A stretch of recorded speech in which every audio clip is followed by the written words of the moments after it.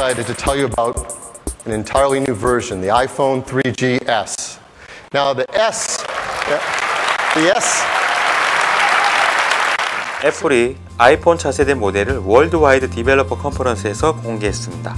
제품명은 아이폰 3GS, 스피드를 의미하는 S가 붙은 점을 빌어 빠른 실행 속도에 주안점을 둔 모델임을 쉽게 눈치챌 수 있습니다. 아이폰 3GS 외관은 지금의 아이폰과 똑같습니다. 슬림하라든지 멀티미디어에 맞는 키패드의 장착 등의 외형 변화는 찾아볼 수 없습니다만 내부 구조는 크게 달라졌다는 게 회사 측의 설명입니다.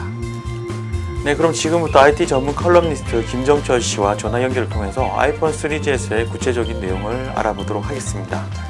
예, 일단 S자가 스피드의 약자일 겁니다. S가. 네. 뒤에 붙은 게 이제 지난 3G 아이폰에 비해서 전반적으로 애플리케이션 구동 속도가 2배 이상 빨라졌다고 얘기를 하고 있습니다. 메시지 어플리케이션이나 여러 가지 어플리케이션 구동하는 속도가. 그리고 이제 HSDPA 무선 인터넷 속도도 기존에 3.6Mbps였는데 7.2Mbps로 2배 이상 빨라졌죠. 아, 그렇군요. 예, 그리고 블루투스도 이제 2.0 버전에서 2.1 버전으로 업그레이드 됐고요. 그리고 이제 아이폰 3G OS가 업그레이드 되면서 스테레오 헤드셋으로 음악을 들을 수 있게 되고 이런 거는 이제 발표 전에도 여러 가지 기능 추가된 거는 사람들이 많이 알고 있죠. 그리고 그 밖에 이제 카메라가 기존의 200만 화소에서 300만 화소로 업그레이드 됐습니다. 그리고 비디오 녹화 기능 추가됐고요. 네. 그리고 이제 배터리가 한 30% 정도 성능이 향상됐다고 애플이 또 발표를 했습니다. 네. 이번 아이폰 3GS에 대한 어떻게 평가를 미리 지금 한다는 게 좀 빠르긴 하지만 그렇죠. 어떻게 예. 시장에서의 파급력은 있다고 보십니까? 경쟁 제품들이 사실 3G 아이폰이 나올 때는 경쟁 제품을 딱 어느 걸 꼽으라고 했을 때 사실 하나를 꼽기가 힘들었습니다. 네. 지금은 한풀이라든지 네. LG 아레나폰이라든지 또 옴니아라든지 여러 가지 좀 경쟁 제품들이 많이 출시가 됐고 그다음에 이제 구글의 안드로이드 폰도 서서히 여러 가지가 출시를 기다리고 있는데 이런 좀 경쟁 제품들이 많다 보니까 3G 아이폰만이 가지고 있던 그런 좀 강력한 혁신성 이런 게 많이 좀 퇴색된 느낌은 없지 않아 있습니다. 다만 이제 앱스토어가 사실 애플의 앱스토어가 가장 앞서 있고 가장 많은 지금 어제 발표 보니까 한 5만 개 어플리케이션이 등록이 됐다고 하는데 어플리케이션 숫자나 이런 점에서 앞서 있기 때문에 그런 점과 또 애플의 브랜드 충성도, 선호도 이런 것도 살아있기 때문에 사실 기존 아이폰 3G 정도의 점유율은 계속 유지를 할 것 같습니다. 그러나 아이팟처럼 시장을 절대적으로 지배하기는 사실 좀 그 정도의 요소는 없지 않는 아마 지금은 사실 어떤 비교보다는 그런 좀 아이폰이 또 출시되지 못했다는 자괴감 이런 게 더 큰 것 같습니다. 네, 지금까지 IT 전문 칼럼니스트 김정철 씨였습니다. 고맙습니다. 예, 감사합니다. 네, 애플 앱의 제작자의 경우 하드웨어의 제한성에서 결코 자유롭지 못했었죠. 하지만 이번 아이폰 3GS는 추가된 기능을 통해서 앱 제작의 범위가 더욱 확대됐다고 볼 수 있을 것 같습니다.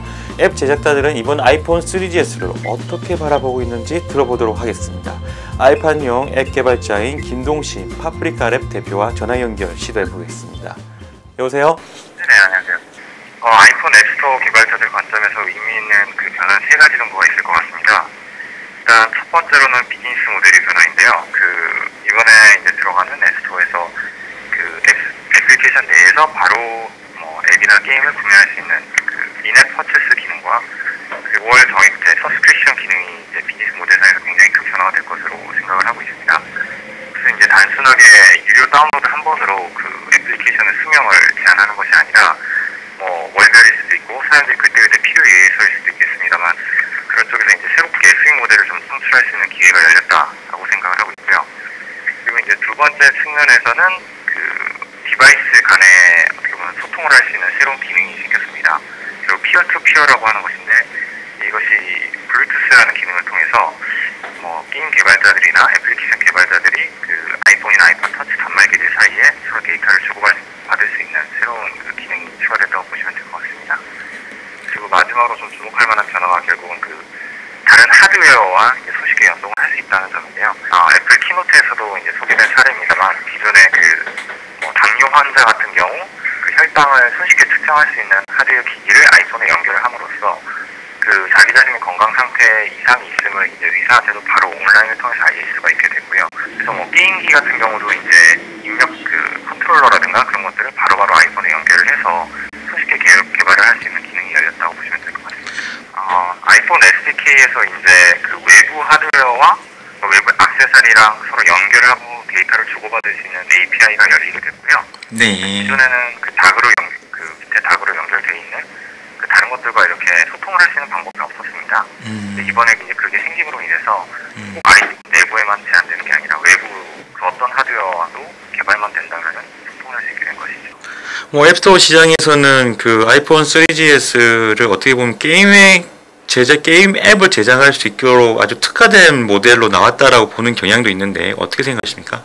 아이폰 같은 경우가 처음에는 게임기로서 과연 얼만큼 의미가 있을까라는 거에서 시장이 사실 큰 기대를 하지 않았었습니다. 그런데 실제로 나와 보니까 어떻게 보면 PSP나 닌텐도 DS를 위협할 정도로 굉장히 큰 모바일 게임 단말기로서 이제 자리를 잡게 되고요.